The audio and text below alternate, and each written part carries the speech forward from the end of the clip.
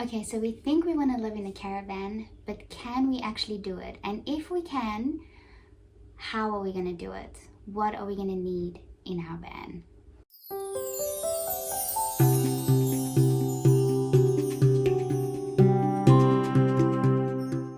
So Taylor and Honey are joining me in today's video. Luna is having a nice nap. Taylor. Hey. Taylor's a little bit older. You my baby girl. Me. And Honey. Hello. Hey baby. Hey baby. Honey's a bit younger and she's more Vinny's dog, a lot more playful. And these two are always together. Hey. Oh, is that nice? Is that nice, Taylor? Hey. You only get cuddles like this when your crazy little human sister is asleep, hey? Honey, you're searching. Honey's always searching for stuff. Okay, let's get into the video. Before actually deciding that we wanted to live in a caravan, we decided to go visit a place that sells them, walk around inside and get a feel for what it would actually be like to be in that space, what that space actually is, because whatever you imagine in your mind is very different to what you actually experience if you're in it. So we went to go visit a caravan sales yard and we walked into our first van and we loved it. Our minds were going crazy. The moment we walked into the van, we could just imagine ourselves in it. It's so doable, and the space actually didn't feel as small as I imagined it. I actually imagined it to feel even smaller. So that got us super excited about it. So we looked into it more. We watched heaps of videos of other families doing it. Did a lot of research to try and find out what's going to work for us, what we need to know.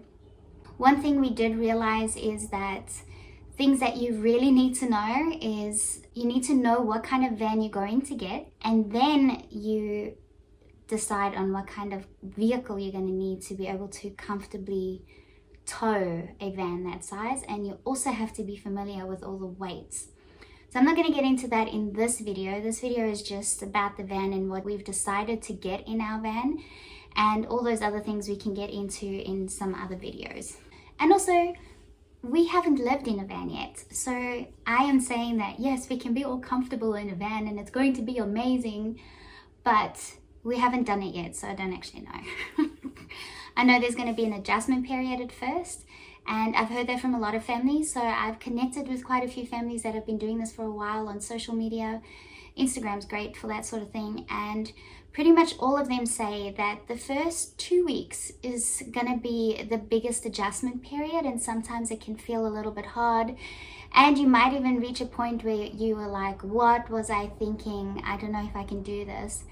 But pretty much they've all overcome that, and they are enjoying their lives so much that majority of them say they don't know if they ever want to get back into a house. So that gives me a lot of confidence that when we do move into the caravan at first, we probably may feel like that for a little bit, but then we'll overcome it.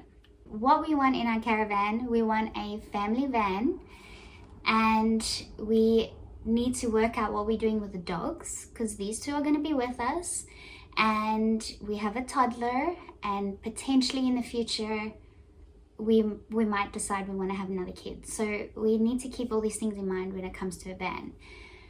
So number one thing is we have bunk beds. We decided not to go with a triple bunk. A double bunk is fine. So Honey and Taylor always sleep together. They are crate trained. They love their crate.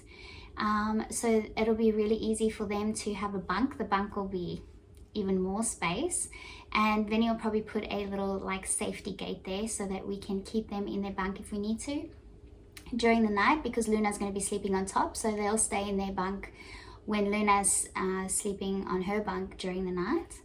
And then during the day they'll probably be on their like stretcher beds in the annex. So we know we want an annex because that will probably become Luna's playroom and like the main living area, and the dogs area as well. The beauty about the annex as well, because the dogs they're gonna have to adjust to this lifestyle too, And the annex, we can at least block off the views of other people. If they hear other people, they listen, but they may not bark. But if they do see other people walking towards them and they tethered, then Taylor is very likely to bark. So we want to avoid the barking issue, and the annex will help with that. So depending on where we are, if it's very quiet, then we can have as much of it open as possible.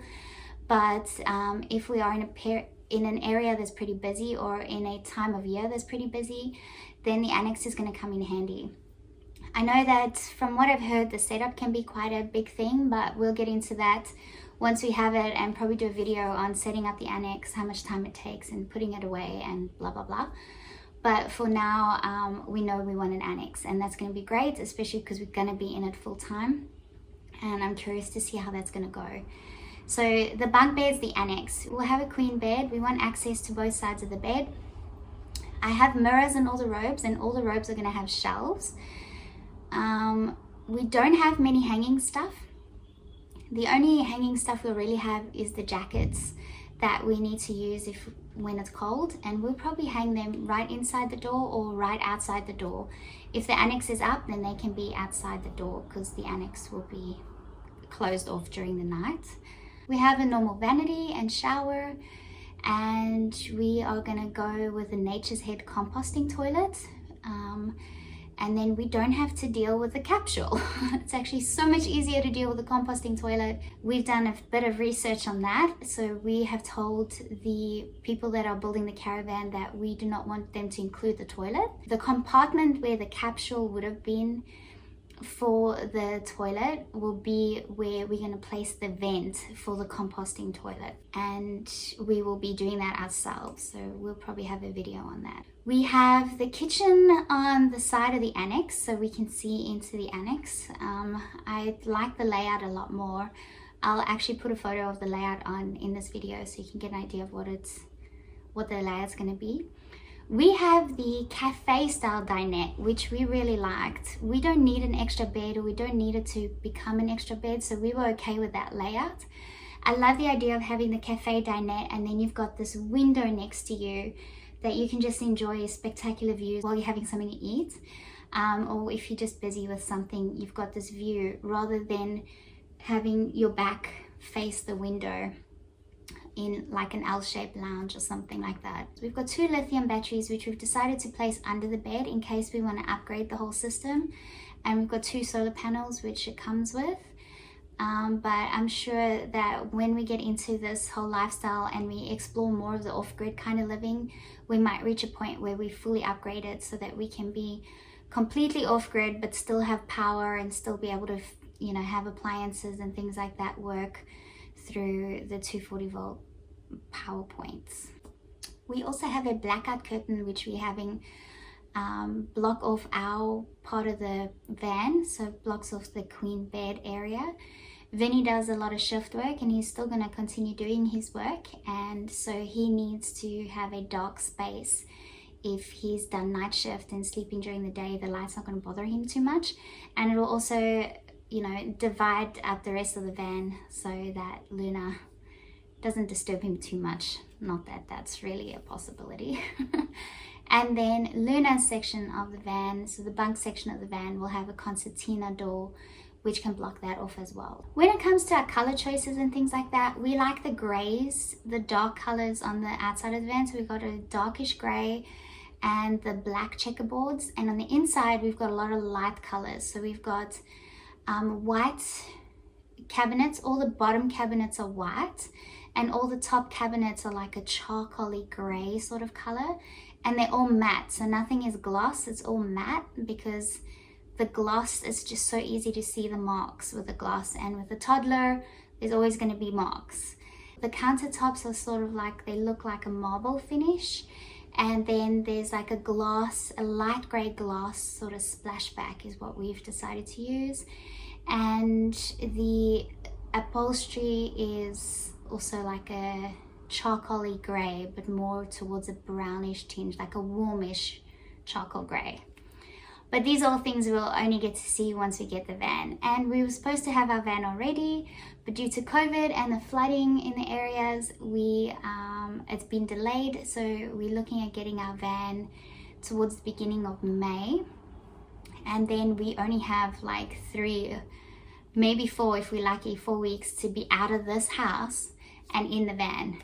So that's really exciting, but also really daunting, because we're getting closer to that time without having the van, and we're going to have to get rid of essential things that we're using now before we have the van. So we're going to have to work out how we can sort of camp out in the house, but not wait too long before selling the bed and the fridge and the couch.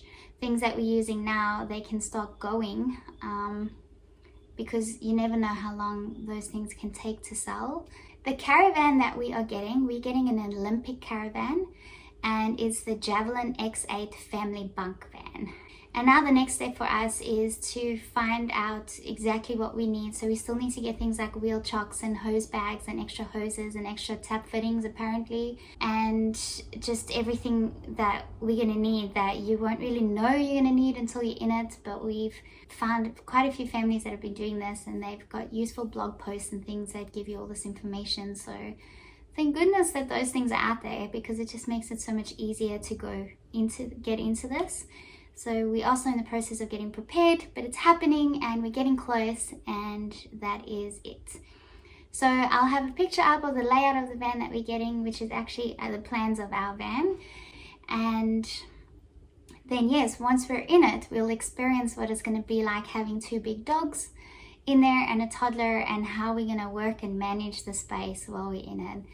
And we're also getting into it in the beginning of winter, so that's also going to be interesting. It's going to be cold, and I'm not sure how we're going to go about all of that, but we're going to take it day by day and enjoy it, and just take everything as it comes our way. It's going to be great.